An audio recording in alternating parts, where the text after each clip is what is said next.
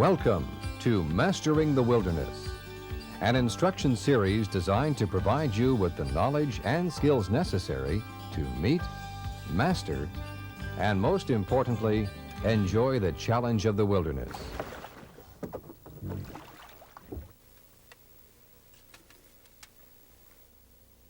During the course of the series, we will be covering the means of travel, canoeing, and backpacking, how to read a map, and how to tell direction with or without a compass. You will learn how to determine the weather, pre-trip planning, food, and equipment requirements, the necessary steps to establish a campsite, and the basics of survival. In all, you will learn everything necessary to venture into the wilderness with confidence.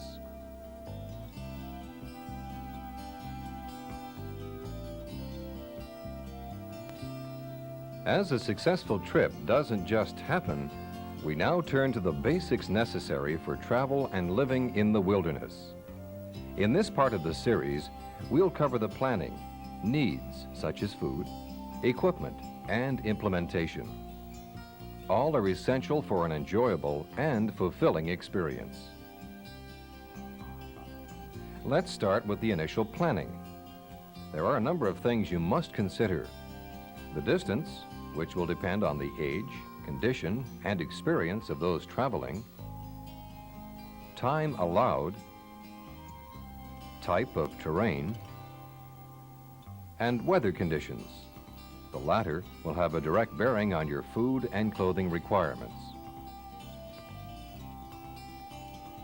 The area and route of travel can be selected from an abundance of information available. You can chart your course from topographical maps available from the United States and Canadian governments. Since clothing and sleep gear must be carried, they should be light and compact. While we will be dealing with clothing later, your sleeping bag should satisfy a range of temperature variances. These ranges are marked on quality product. As sleep is essential to your well-being, don't sacrifice quality for price. For shelter, select a tent large enough to accommodate all the occupants with room to spare. In bad weather, you may be confined for some time. Assure the material is sturdy and the seams well stitched. In addition, it should be light in weight and compact for easy carriage. Before travel, check it carefully for any loose seams, tears, or holes. If it has pegs and supports, make sure you have an ample supply, as well as extra rope. Consider a fly, which rests over the top to deflect rain and moisture. You'll need a netted entrance to keep out insects. An entrance fly can be used in inclement weather to cook under or close over for added protection. Last but not least is food. Proper selection is your assurance of good health and enjoyment. While your provisions must be nourishing and filling, remember to keep them light and compact for ease of carriage. You'll discover an unlimited variety of pre-proportioned and packaged lightweight product in supermarkets and specialty stores. It can be dry, dehydrated, concentrated, or freeze-dried. Avoid perishables, cans, and bottles, as they only add bulk and weight. Plan menus to assure proper nourishment. This is the source of your strength, stamina, and good health. A few pointers on proper food selection. Assure a balance of proteins, carbohydrates, and fats. In colder weather, allow for more fats and carbohydrates. Provide an adequate quantity and variety of vitamins. Be aware a number of dehydrated and freeze-dried foods have a high starch content. Being a cause of irregularity, compensate by providing for an abundance of fiber. The number of calories has a direct bearing on the quantity of food you need. While requirements vary with the body weight, under normal living conditions, an average person requires approximately 3,000 calories per day. Allowing for the physical activity of tripping, increase the number by 1,000 for the average person and 1,500 to 2,000 for growing adolescents. While packaged foods state the number of persons served, this is based on average and not tripping appetites. Accordingly, allow for extra servings. It's better to have too much food than not enough. At the same time, provide for extra meals. This assures sufficient quantity when food is lost or destroyed, or if you do not reach your destination on time. To stimulate appetites, provide for variety in the meals. While breakfast and dinners should be substantial, lunches usually eaten on the move can be moderate. Carry plenty of sweets for between-meal snacks. They will restore depleted or lost energy. Avoid junk foods. Concentrate on natural products such as raisins, nuts, and sunflower seeds. In fact, you'll find it is far cheaper to mix your own supply. Also provide liberally for staples like peanut butter, jam, cereals, and biscuits. These satisfy hunger when a planned meal is not filling. To avoid litter, don't carry bottles or glass containers. Allow for cans only when necessary, and after use, crush, burn, and carry them out. It is far better to empty the contents into reusable plastic containers. In conclusion, provide a variety of appetizing, nutritious, and filling meals. When traveling in hot weather, supplement diet with extra salt. This compensates for body loss through perspiration. You will also find sour candies provide energy and yet reduce thirst. Now let's look at your equipment needs. The following are necessary: an axe or hatchet in a sheath, an ample supply of matches in waterproof cases, a flashlight for emergencies and candles for light, a well-stocked first aid kit, strong thread and needles to repair clothing, sleeping gear, or a tent,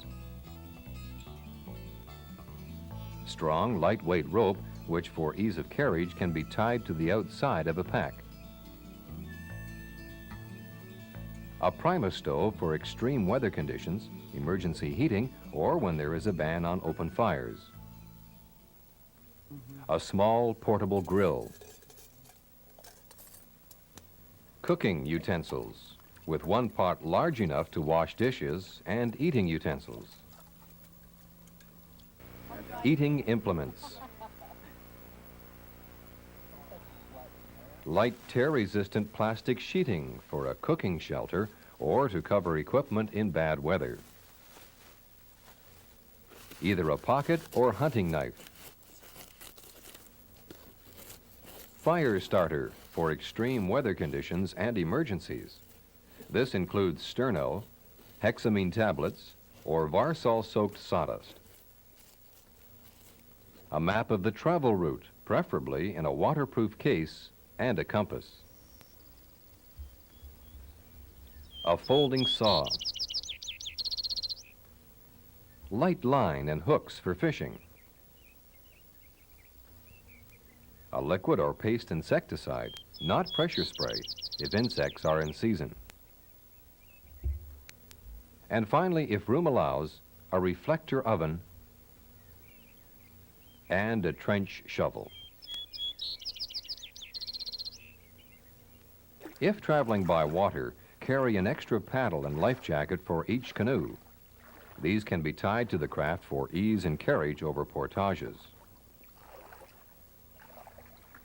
When there is any question of drinking water being available, carry a quantity of liquid in a canteen. Now a few words on clothing. While essential for comfort and well-being, the necessity of carriage limits the quantity. Two primary considerations will be prevailing weather conditions and insects. If traveling in hot weather, you'll need protection from insects everywhere. Clothing should be light in color and weight and loose-fitting. Under cool or cold temperature conditions, clothing must be heavier for warmth. Wool is an excellent component as it has great capacity to retain body heat even when damp. When choosing clothing, allow for the wearing of several articles in layers. Called layering, this allows it to be removed when physical activity creates body heat, and replaced to retain the heat when activity ceases. One point worth remembering: don't be deceived by cloud cover in hot weather. The intense rays of the sun penetrate clouds, so wear protective clothing. You carry all your gear in packs. If a pack is heavy, you should have a tump line. This fits over the forehead and relieves some of the pressure on the shoulders and back.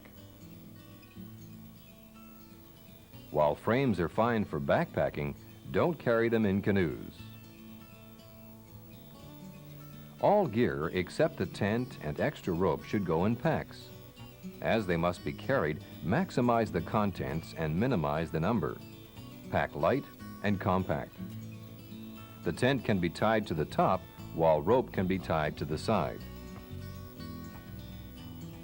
Try to pack clothing, sleeping gear, and personal items separate from food. Pack your food so the first meal is at the top, with those following in succession to the bottom. Each food item should be packaged individually and securely. Waterproof and airtight containers will avoid leakage or deterioration. Place cooking equipment, eating utensils, and staple food items together so they are readily available at all times. If there are a number of packs, flag the one with the medical kit.